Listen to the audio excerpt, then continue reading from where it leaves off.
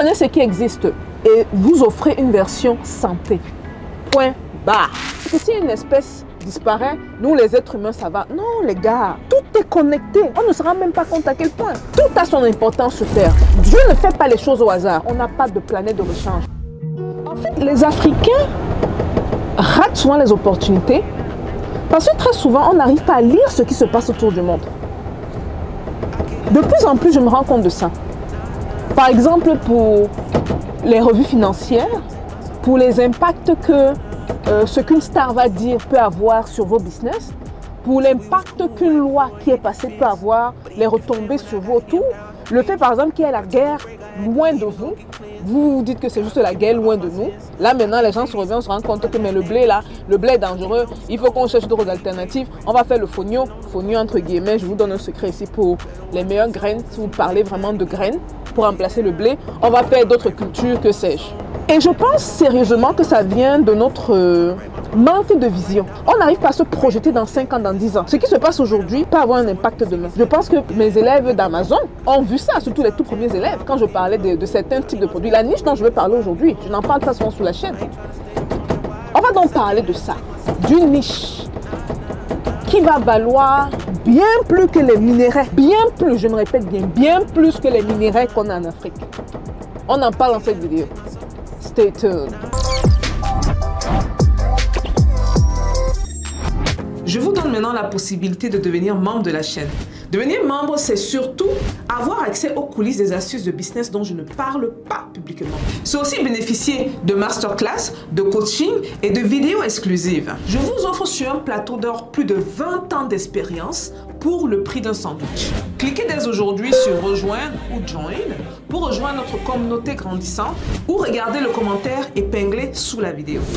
Bonjour et bienvenue sur Parlons de Business. Alors ici on parle de quoi? On parle de business, on parle d'opportunités d'affaires, on parle d'argent et on parle de tout ce qui peut faire grossir ton compte bancaire, même de mindset. Si vous me découvrez dans cette vidéo, mon nom c'est Stéphanie Bida.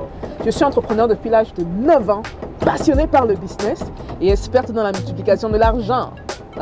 On va se dans le vif du sujet parce que c'est un thème qui me tient à cœur. En fait, c'est une niche tellement importante que vous ne vous rendez même pas compte. C'est la niche qui m'a permis de déclencher l'argent que je me suis fait sur Amazon.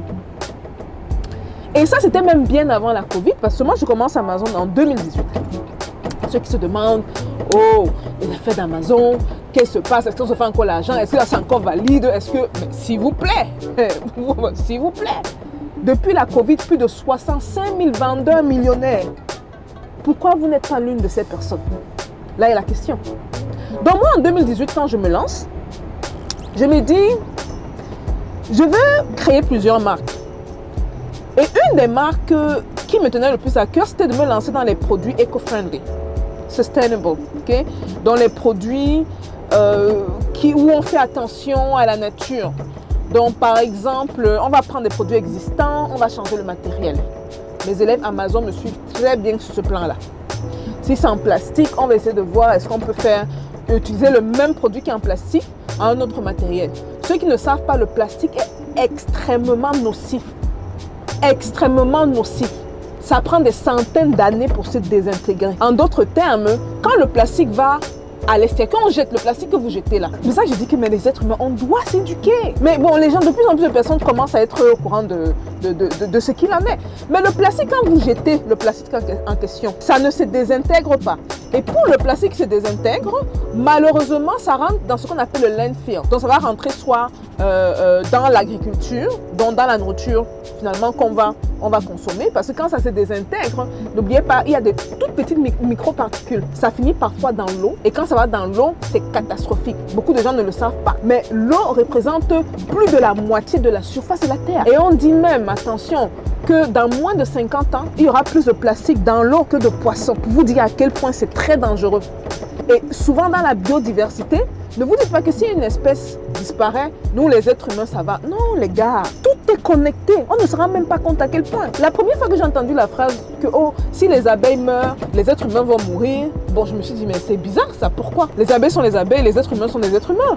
Et là, au final, je me rends compte que, mais purée, on nous a tellement menti. On nous a tellement menti. La manière de voir le monde de l'Occident, les gars. S'il vous plaît, redevenez africains et montrez l'exemple. Et vous allez bien comprendre pourquoi je dis ça. Parce que dans la vision africaine, dans le paradigme africain, vous allez voir pourquoi je parle du paradigme à la niche. Tout a son importance sur Terre. Dieu ne fait pas les choses au hasard. Si donc l'abeille est là, l'abeille a la raison d'être là. Dieu n'a pas mis l'abeille, n'a pas créé l'espèce comme ça pour rien. C'est pas au hasard. Si un type de poisson est existant, il y a une raison. Et quand il y a extinction d'une espèce, listen, ça entraîne automatiquement des conséquences.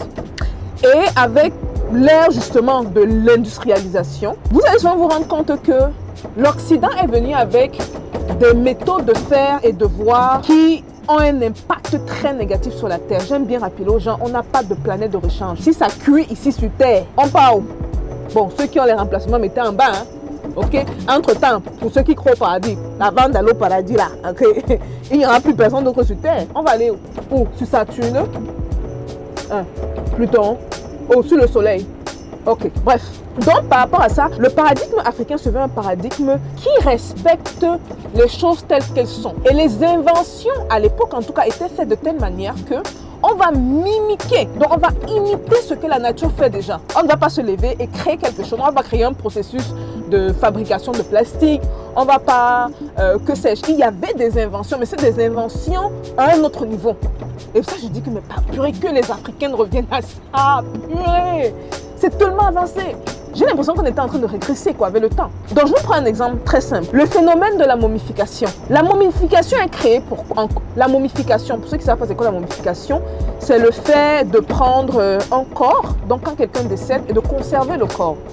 La momification est créée suite à l'observation de la manière dont le chacal vit de sa proie et du fait que le cadavre que le chacal a attaqué garde justement son apparence. Donc, les Africains de l'époque observent ça après que le chacal soit passé sur sa proie. Et ceux qui connaissent même le signe de la momification, c'est quoi la représentation? C'est quoi? C'est un être avec la tête du chacal. Laissez le nom de l'entité en bas. Ils remarquent que le chacal retire certains organes bien précis dans le corps de sa proie. C'est ainsi qu'ils appliquent. Et avec le temps, ils améliorent. Mais ils ne sont pas levés et disent que, oh, bon, on va faire des produits chimiques parce que, bon, en quantité, il faut qu'on ait plus en quantité parce qu'il faut qu'on se fasse plus d'argent. Ça vient d'où? Est-ce que vous avez vu un animal ou une chose dans la nature qui produit en surplus juste pour le plaisir de produire en surplus? Est-ce que vous saviez même que dans les sociétés africaines anciennes, surtout du côté de l'Afrique australe et même l'Afrique de l'Est, hein, on allait voir les Maasai ensemble en 2020, ce sont des gens qui vont consommer juste ce dont ils ont besoin. Pas d'excès, c'est-à-dire l'observation de la nature, répéter cette observation-là, nous a maintenu dans un équilibre jusqu'à ce que l'Occident vienne prendre le dessus. Quand l'Occident a pris le dessus et qu'on a fermé la bouche, les problèmes ont commencé. Bon, de là, vous voyez un certain processus, une certaine manière de faire qui respecte l'environnement et n'a pas de conséquences négatives. Dans la niche en question, c'est quoi? C'est une niche qui constitue à justement offrir des produits, comme on dit en anglais, eco-friendly. Mais pas que, ça ne se limite pas à ça. Il y a un autre pan de cette niche-là. Les produits éco-friendly, comme je l'ai dit un peu plus tôt, c'est de dire, bon, au lieu d'avoir des bouteilles, vous voyez que ça, je veux boire, je vais jeter. Et c'est pas recyclable. Vous voyez? Ça va aller comme dans ce qu'on dit en anglais, le landfill. Ça va finir dans le landfill. Et ça va aller, le poisson va consommer ça. Nous-mêmes, on va consommer le poisson, c'est ce qui est bizarre. On ne se rend pas compte, c'est un cycle. Tu jettes ça, tu dis que oh, tu vas juste te jeter. Non, ça finit dans le ventre du poisson. Ça rend le poisson malade. Toi, tu manges ce poisson-là, tu finis avec la bouteille que tu avais en main, que tu as jetée, et ça crée d'autres réalités dedans. Les cancers, les maladies, tout ce que vous imaginez. Donc l'idée, c'est de quoi? De prendre, c'est que bon, je vais réduire l'utilisation de plastique. Je vais offrir un produit qui soit remplace le plastique, soit réduit l'utilisation abusive. Donc deux options. Je prends ma bouteille de plastique, je crée une autre bouteille en plastique, mais recyclable. De telle manière que ma bouteille de plastique recyclable peut être utilisée 3 fois, 4 fois. Vous voyez, là, je réduis de 3 à 4 fois le fait que je jette ma bouteille de manière nocive une fois dans la nature, si je rends ça recyclable. L'autre option, c'est la meilleure option. On s'écarte du plastique. On dit « to live a plasticless life ». Et on crée donc une bouteille qui a un autre matériel. Ça, c'est de 1. De 2, en fait, j'ai dit une niche. Mais Le secret, si le bonus, c'est pour ceux qui sont restés jusqu'au bout. La patience d'écouter, de rester jusqu'au bout.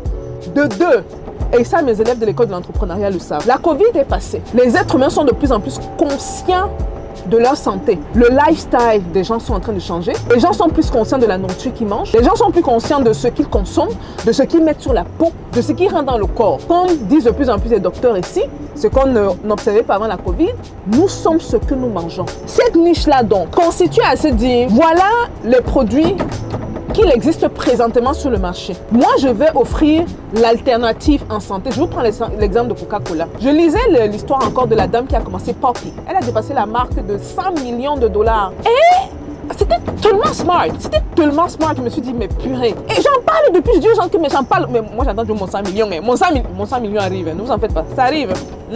Avant d'arriver au million, on arrive à avoir 100 millions. Je ne suis pas très loin de 100 millions. Donc, en arrivant, on se rapproche. Et tout ce qu'elle a fait, c'est que elle a créé l'alternative au Coca-Cola. En fait, c'est une sorte de healthy Coca-Cola sain. Où justement, au lieu du grammage que Coca-Cola met dans ses produits, eux, je pense qu'ils sont à 6 grammes.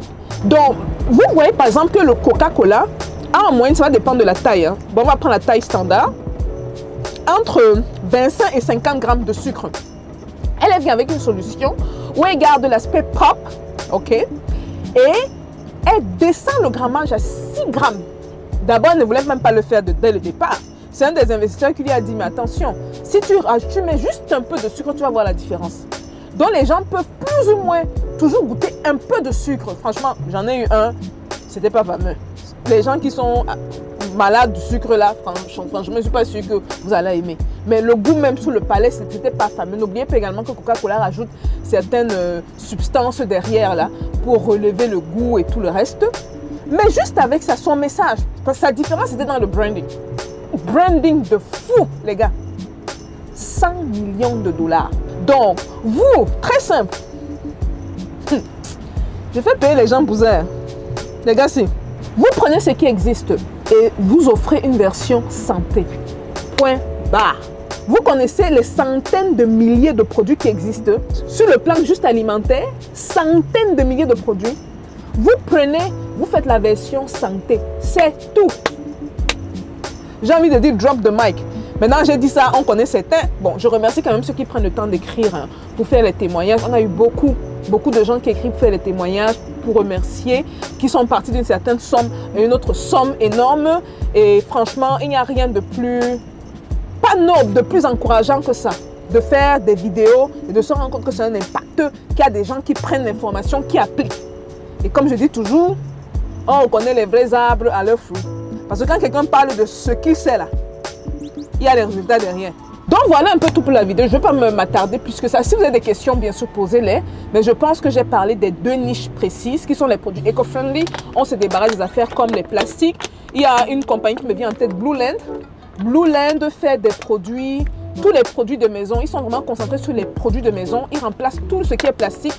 Ils font ça en verre. Ils enlèvent les trucs de plastique. Eux-mêmes, là, je pense qu'ils sont à pas de millions par an de vente.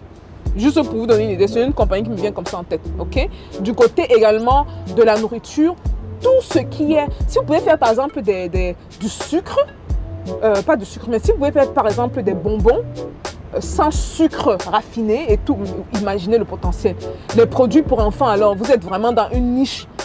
En plus, vous avez 2 niches. Vous avez la niche des enfants, la niche des produits sains pour enfants.